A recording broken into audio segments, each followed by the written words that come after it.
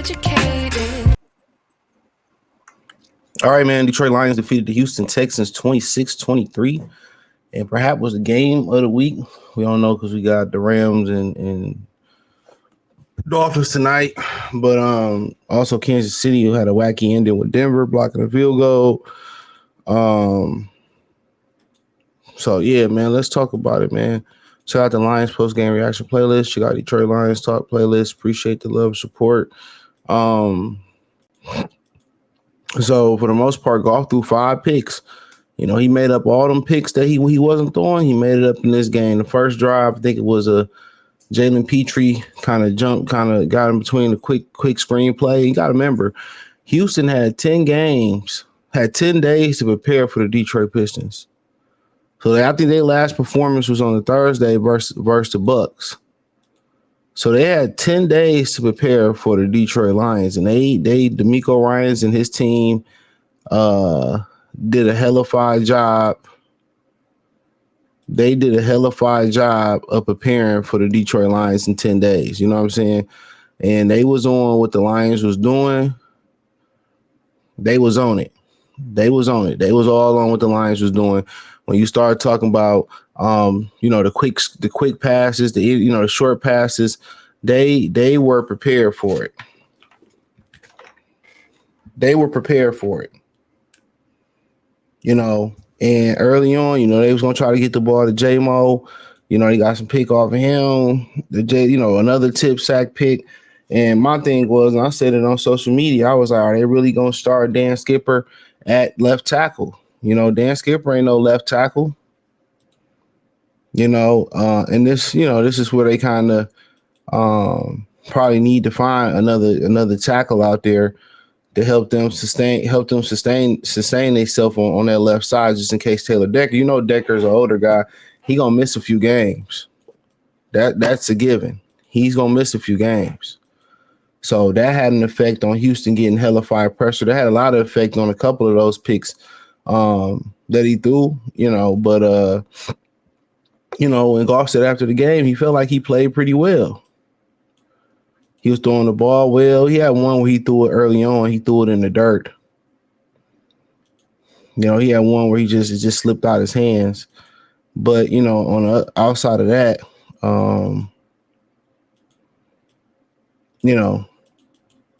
it was just, underthrew Jameson Williams early on where he really couldn't step into it, or like it slipped out his hand again.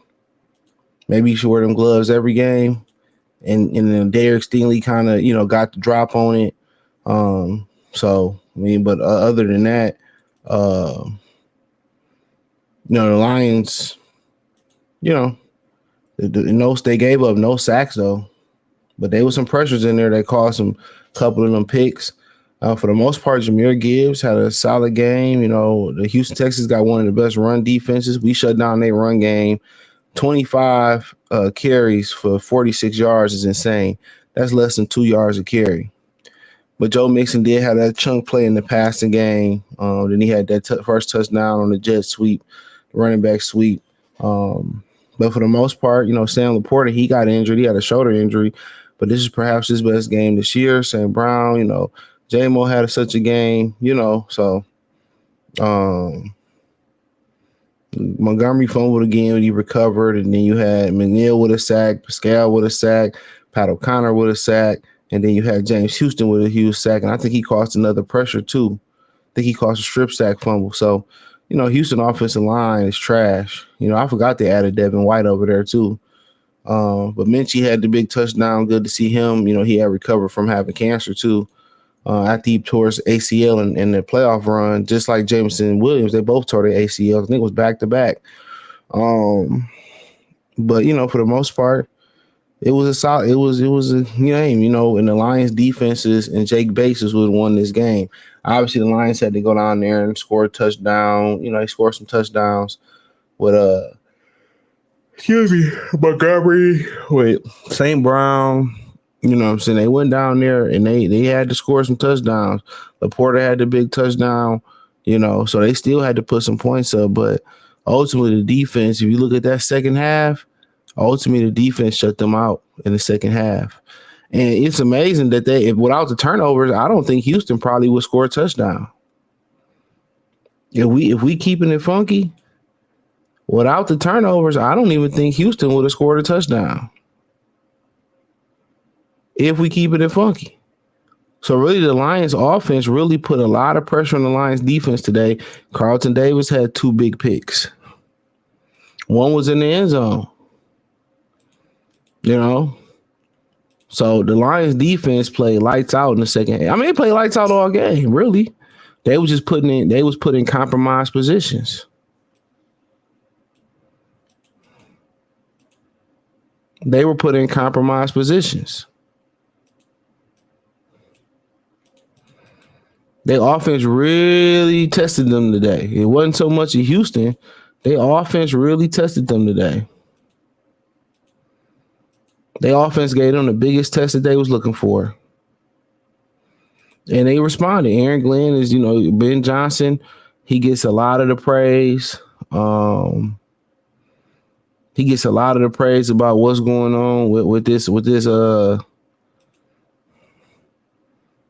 going on with this offense and all that stuff. But if we keeping it funky, Aaron Glenn is out there doing well. They're gelling together defensively. And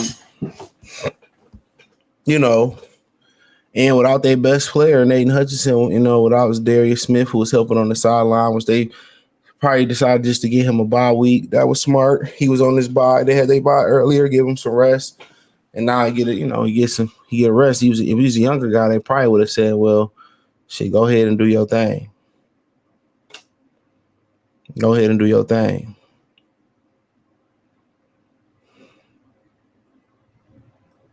So, but yeah, Houston, for the most part, the defense really turned up. Their defense really turned up.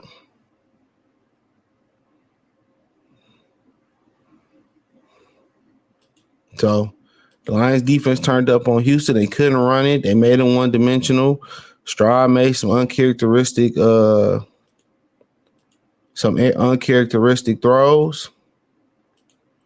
And that's what it was.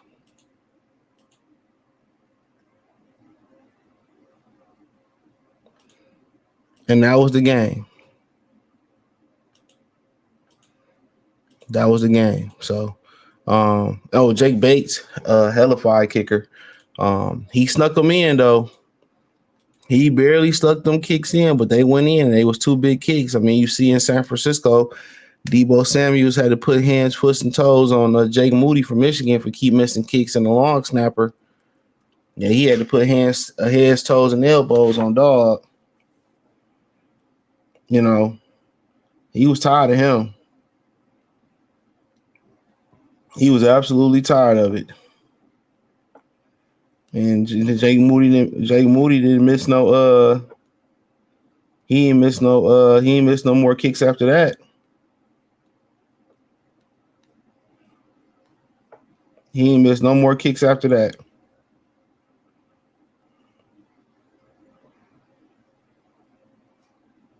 He did not miss no more kicks after that.